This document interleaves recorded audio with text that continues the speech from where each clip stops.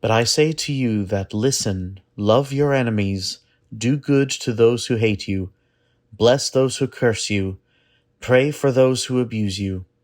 If anyone strikes you on the cheek, offer the other also. And from anyone who takes away your coat, do not withhold even your shirt. Give to everyone who begs from you, and if anyone takes away your goods, do not ask for them again. Do to others as you would have them do to you. If you love those who love you, what credit is that to you? For even sinners love those who love them. If you do good to those who do good to you, what credit is that to you? For even sinners do the same. If you lend to those from whom you hope to receive, what credit is that to you? Even sinners lend to sinners to receive as much again. But love your enemies, do good, and lend. Expect nothing in return. Your reward will be great, and you will be children of the Most High, for He is kind to the ungrateful and the wicked. Be merciful, just as your Father is merciful. Do not judge, and you will not be judged. Do not condemn, and you will not be condemned. Forgive, and you will be forgiven. Give, and it will be given to you. A good measure, pressed down, shaken together, running over, will be put into your lap. For the measure you give will be the measure you get back. One of the earliest rules of life I remember learning as a kid, and I'm sure I'm not alone in this, was this idea of the golden rule, doing to others as you would have them do to you. For me, growing up, this was as basic as learning my ABCs and my 1, 2, 3s. Seems that every kid at some point encounters this idea of the golden rule, whether from a parent or a teacher or some other authority figure. But I wonder if you knew that despite this golden rule showing up in our gospel text today, that Jesus actually wasn't the guy who coined the phrase or came up with this idea of the golden rule. If you were to look across all different sorts of religions and cultures and languages and times and places throughout history, you would find some version of the golden rule present. You could, for example, look to the teachings of the Buddha and find a version there of the golden rule. You could look to the Hindu scriptures or to some of the teachings of the Prophet Muhammad or to Confucius or to what is arguably the oldest known religion, Zoroastrianism. And you could find there some version of the golden rule, doing to others as you would have them do to you. And I find that really interesting to think about how Jesus, coming from the Jewish tradition, where the golden rule shows up in Judaism as well, he's kind of one voice of many different voices throughout different cultures and times and places that have found wisdom here in this idea of doing to others as you would have them do to you. Jesus is one voice among many. I find that interesting that it's shown up in all these different places. But as amazing as I find that, I also find it a little bit disturbing, right? To think about, man, this golden rule has showed up in so many different places. So why then has violence and hatred and bigotry abounded so much throughout history, right? If the golden rule has been present in all these places, going way, way, way back in human history, why then is human history stained with the blood of war and greed and bigotry and all these different things? That's really odd to think about. What's the deal? Did the golden rule just not stick somehow? We just don't practice what we preach? What's really going on here? And I've really been thinking about this question throughout this week. And I've been thinking about how Jesus' handling of the golden rule is so compelling when you think about it being one voice among many, that Jesus, the way he handles the golden rule, is so unique and utterly challenging. The way that he elevates the idea behind the golden rule. While Jesus may not have coined it, he does make it way more radical. He takes this universal wisdom and he elevates it to a whole different level. For example, Jesus calls us not only to do to others what we would have them do to us, but in our text today, in his sermon, Jesus calls us to love others, even when they're doing us wrong. He couches this idea of the golden rule in the first few verses of the text today in this call to love your enemies. Really, think about it. Love your enemies. That's crazy talk, right? Look, I can get behind the idea of the golden rule, this notion that I should treat others fairly if I hope to be treated fairly. But when someone else isn't living by the same standard or upholding the golden rule, if someone's not treating me fairly, why would I hold up my end of the deal? That seems absolutely insane, right? Not to mention Jesus' idea here of relating to others throughout his teaching today. It involves a whole lot more than just a passive, tolerating others or being agreeable with others. Instead, Jesus invites his disciples to be active in their relationship to other people. He says, any who would follow him need to love their enemies, do good to those who hate them, bless those who curse them, pray for those who abuse them. It's a very active posture that Jesus invites us to take. I don't know about you, but this just is not how I tend to think about the golden rule, how I was taught to think about it, right? We humans in all of our diverse cultures throughout history, we tend to see the golden rule more as a tit-for-tat situation, right? I'll give you exactly as much as you give me and no more, right? It's a sort of transaction that we make with one another. As long as those around me uphold their end of the deal, I'll uphold my end of the deal. If you do to me what you would want me to do to you, then I'll do to you what I would want you to do to me. Try saying that 5 times fast. Now, here's the thing. It's a transaction in our minds, right? But Jesus has far more in mind than just a mere transaction. Jesus doesn't call us simply to be nicer or to be more agreeable or more tolerating of other people. Instead, Jesus does this radical thing of inserting love into the equation. Love your enemies, he says. And it's this love that makes Jesus' handling of the golden rule so unique and so compelling and utterly challenging to me. Jesus exposes today in his teaching the distance between what we might call the metrical love of the world, love that is carefully measured out, and the merciful love of God, love that is based upon grace, right? Listen again to verse 36. Here, Jesus shows us what kind of love he's talking about when he calls us to do something as crazy as loving our enemies. He says, be merciful, just as your Father is merciful. Mercy. Hold on to that.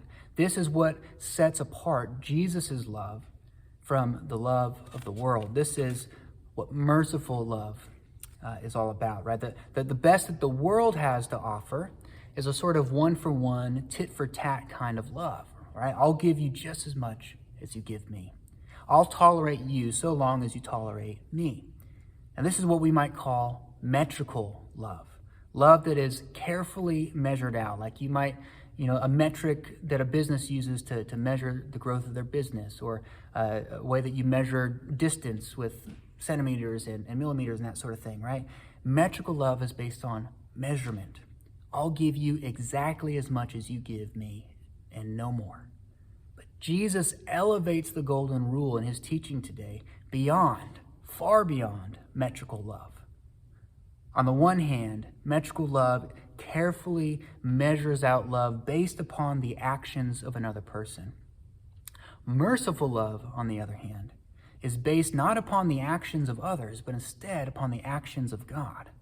That's a huge, huge difference. God has shown me merciful love. Therefore, Jesus says, I ought to respond to others with the same merciful love. Whether they treat me fairly or not, whether I feel loved or not, whether I feel respected or not, whether I agree with them or not, I measure my love, Jesus says, based not upon the actions of others, but upon the actions of God.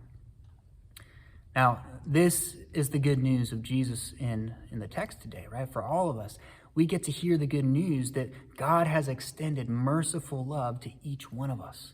That truly is good news. Love based not on our actions, but instead upon God's mercy. It's pure grace. God extends this merciful love to us so that we can then do the same for others.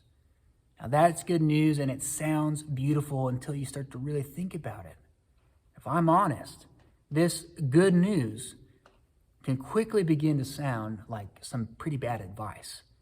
I mean, really, think back again. Love your enemies. Do good to those who hate you. Bless those who curse you. Pray for those who abuse you. If someone strikes you on the one cheek, give to them the other. It sounds like bad advice. How can Jesus expect us to survive in a world where humans are constantly beating each other down? Where violence and aggression and looking out for number one is always expected, right? In this cutthroat world, the good news of Jesus can quickly sound like bad advice, like he's setting us up for failure, like he's setting us up to be the doormats of history. Just look at Jesus himself. Jesus loved everyone with the merciful love of God. And what did it get him? It got him hung up on a cross. Jesus had such merciful love for all people that he even prayed that God would forgive the people driving the nails into his hands. Father, forgive them, for they know not what they do. We might ask, was Jesus a victim here of his own teachings, of his own bad advice? The story is not that much different from for the apostles who followed after Jesus, right? Nearly all of the apostles, tradition says, have their lives ended as martyrs, even though they had given their lives to the merciful love of God.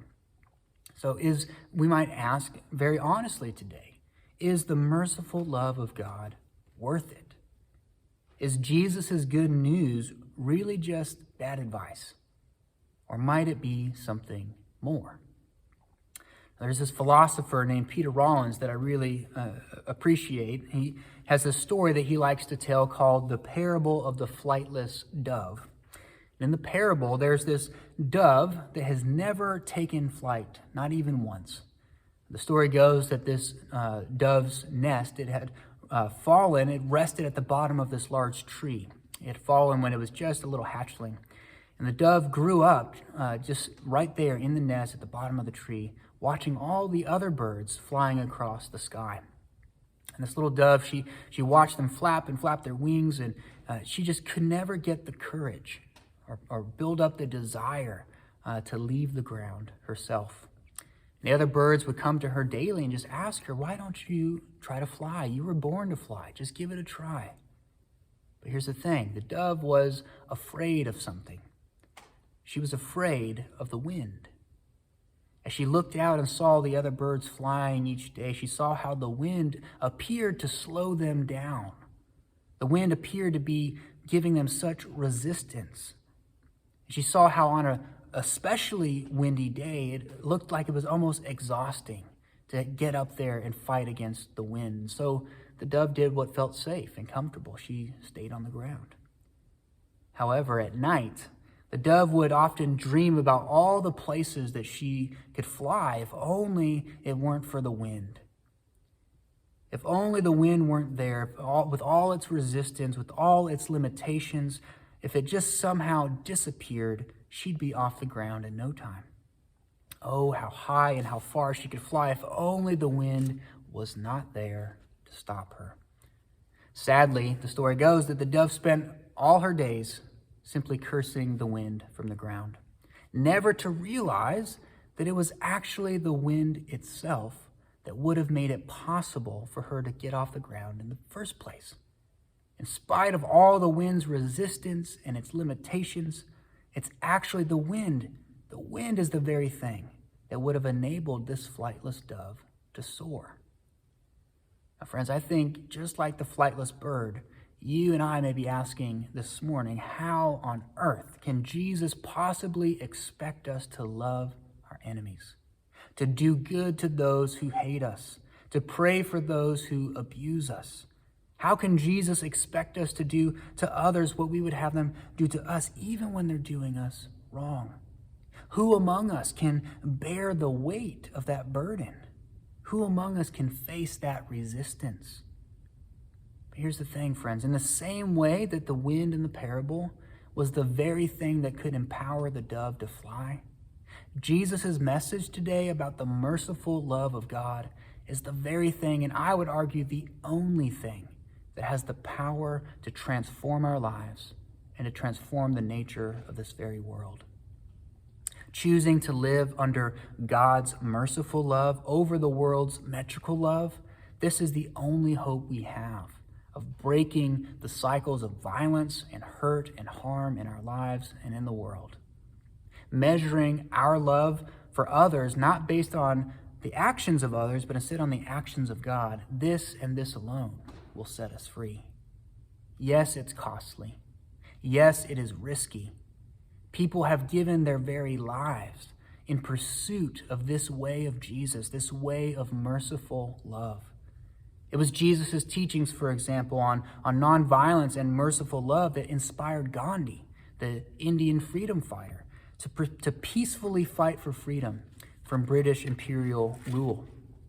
It was Jesus' radical teachings that inspired Martin Luther King Jr. in our own country to use nonviolent means to fight for civil rights for Black people and poor people in the United States.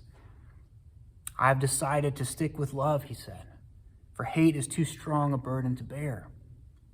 Both of these incredible freedom fighters were inspired by Jesus' radical teachings on nonviolence and non-retaliation and merciful love. Both of them, sadly, just like Jesus himself, lost their lives in their fights for freedom. Yes, it's costly. Yes, it's risky, but it's worth it. It is worth it, friends. For in the same way that resurrection came on the other side of Jesus' crucifixion, new life came on the other side of the freedom struggles in India and the United States. Merciful love, despite all odds, found a way to make a way. Love your enemies, Jesus says. Do good to those who hate you. Bless those who curse you. Pray for those who abuse you. Be merciful, just as your Father is merciful. Like the wind for that flightless bird, Jesus' teachings may feel just like bad advice, right? It may feel like it's too much to bear. But in the end, it's the only thing that will allow us to truly soar, to become all that God has called us to be. So friends, may we have the courage to choose the way of Jesus, to give our lives over to the merciful love of God. Amen.